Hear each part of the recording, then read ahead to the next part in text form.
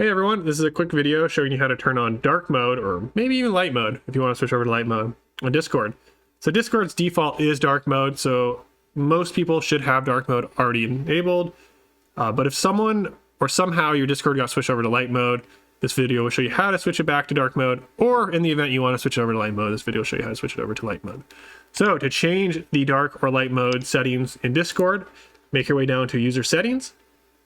And then once in your user settings, go down to appearance, which is in the app settings. So go to appearance, select appearance, and then under theme, you can switch between dark, light, or what your computer is set up. So my computer is set up to always be dark, so no change is going to happen if I select that from dark. But if I select light, my Discord will now be in light mode. And if I escape, you can see it's very different. It's very bright. I personally prefer dark mode, so I'm going to switch it over back to dark mode. But if this is what you wanted, if you want a light mode, this is what Discord and light mode would look like.